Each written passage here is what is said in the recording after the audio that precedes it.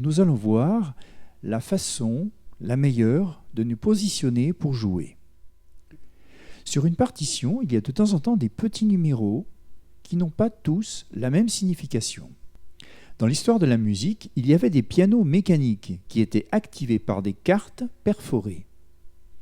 La version numérique actuelle s'appelle le séquenceur et nous verrons ses avantages. En lien avec le séquenceur, on parlera du fichier MIDI et on verra comment l'utiliser.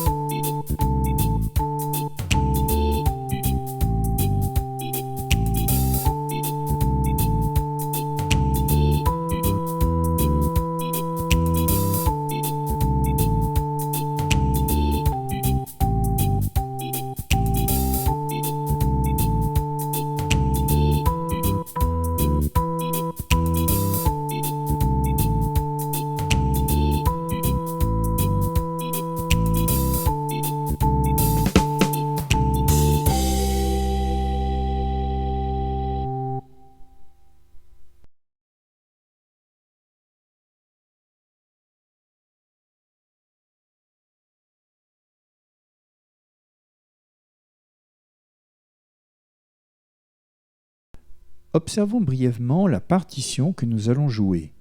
Vous remarquez qu'il y a 3 portées, le 4/4, donc qui signifie qu'il y a 4 temps dans chaque mesure, si vous les comptez bien. Vous voyez que sur la première portée, il y a 4 mesures. Et quand on passe à la deuxième portée, donc on commence bien sûr par la 5e mesure. Et c'est tout simplement ce qui est indiqué juste au-dessus de la clé de sol. Vous avez un petit 5 qui veut dire que c'est de cette 5e mesure. Dans la première portée, sur le Do, il y a un petit 1. Eh bien le 1, c'est tout simplement le pouce. Ça va être les doigts qu'il va falloir mettre. Sur le Ré, j'ai un 2, c'est l'index. Et sur le Mi, le 3, le majeur. En dessous des notes, les 1, 2, 3, 4, c'est la position des temps. Premier temps, deuxième temps, troisième temps, quatrième temps. C'est comme ça que nous allons convenir de marquer les numéros sur une partition. Un accord se compose de 3 notes. Et le premier accord que nous allons voir, c'est l'accord de Do. L'accord de Do utilise un Do. Il va utiliser un Mi. Ça, ces 2 notes, nous les avons apprises au niveau des repères. Il y a une 3e note qui est le Sol. Le Sol, nous n'allons pas le prendre ici, mais plus bas. Voilà le Sol. Et je vais le faire donc avec le petit doigt.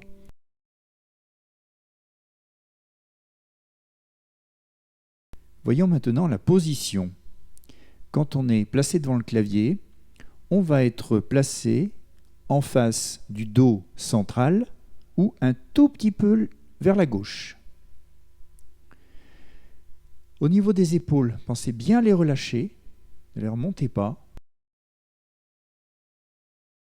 Vous allez jouer les 10 doigts, vous tenez appuyés les doigts sont arrondis, et puis tout en tenant la pression, en fait vous bougez un petit peu des poignets pour sentir que vous relâchez les poignets, ils sont mobiles.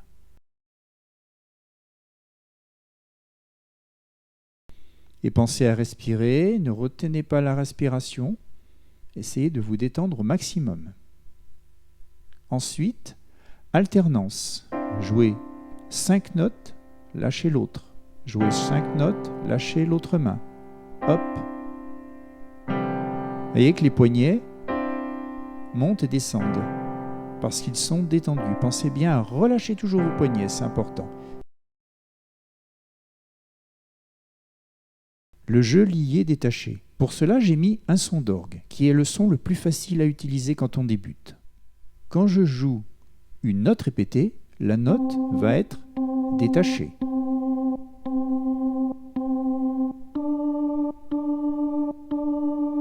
Quand je joue des notes différentes, le jeu va être lié. Il n'y a pas de coupure entre les sons.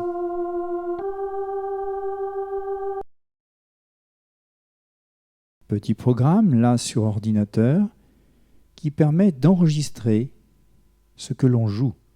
Cet enregistrement est aussi possible sur nos claviers. Donc on peut faire jouer.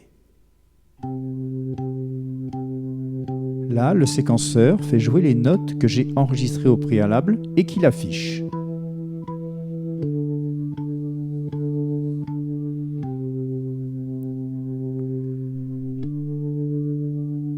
Cet enregistrement que je viens de faire est ce qu'on appelle un fichier MIDI.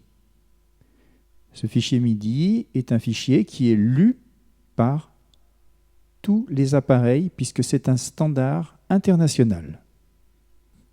Si on regarde les notes, les noirs qui s'affichent, j'ai marqué que les 3 premières noires ne valent pas réellement un temps, un petit peu moins d'un temps.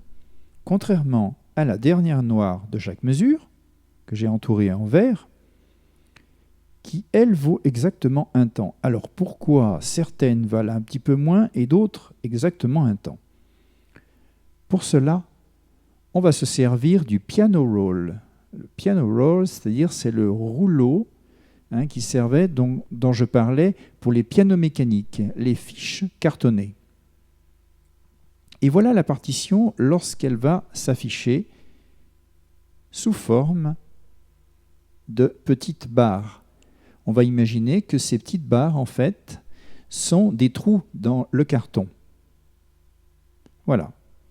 Ici, j'ai donc ma noire, deuxième noire, troisième noire, quatrième noire, etc. Voilà. Et les rondes ici.